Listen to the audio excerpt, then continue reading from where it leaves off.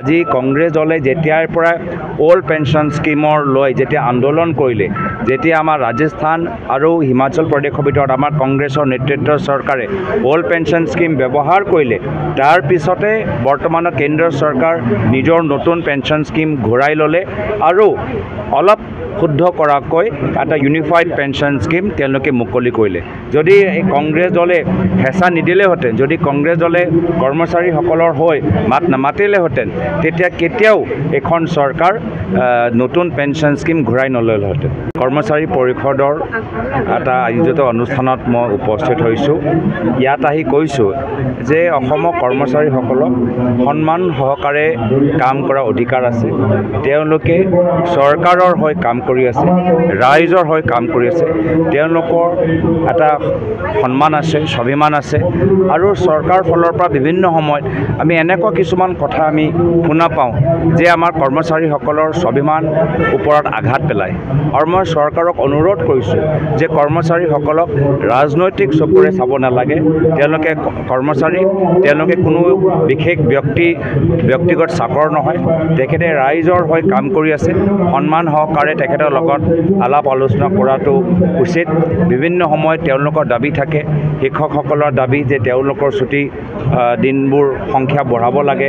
তেওঁলোকৰ বিভিন্ন কৰ্মচাৰীসকলে ডিয়াৰনেছ এলাউৱেঞ্চ ডিএবোৰ আৰু বৃদ্ধি হোৱাটো বিচাৰে। চাইল্ড কেয়াৰ, শিশু তেওঁলোকৰ জন্ম দিয়াৰ পিছতৰ চাইল্ড কেয়াৰ তেওঁলোকৰ এলাউৱেঞ্চ বিচাৰে। এই ধৰণৰ ক্ষেত্ৰত বহুতখিনি কাম কৰিবলগীয়া আছে। আৰু মই এইখিনিও কথা ক'লোঁ যে আজি আমাৰ বিৰোধী দলৰ হেঁচাৰ কাৰণে, কংগ্ৰেছৰ আদৰ্শৰ বাবে আজি সমগ্ৰ ভাৰতৰ ভিতৰত কৰ্মচাৰীসকলৰ আজি মাত আমি শুনা পাইছোঁ, কণ্ঠ আমি শুনা পাইছোঁ।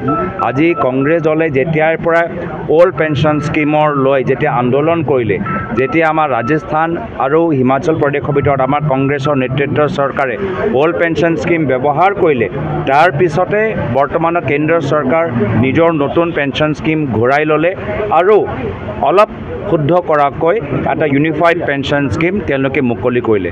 যদি এই কংগ্ৰেছ দলে হেঁচা নিদিলেহেঁতেন, যদি কংগ্ৰেছ দলে কৰ্মচাৰীসকলৰ হৈ মাত নামাতিলেহেঁতেন, তেতিয়া কেতিয়াও এখন চৰকাৰ নতুন পেঞ্চন স্কিম ঘূৰাই নল'লেহেঁতেন। আজি সেইকাৰণে আমাৰ কংগ্ৰেছৰ সেয়া হ'ল আমাৰ আদৰ্শ।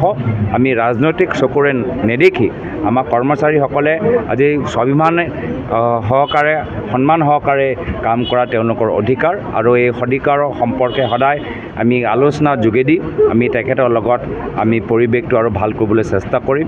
আৰু এই ক্ষেত্ৰত মোৰ পিতৃয়ে সদায় আমাৰ কৰ্মচাৰীসকলক যথেষ্ট সন্মান দিছিল, সময় দিছিল।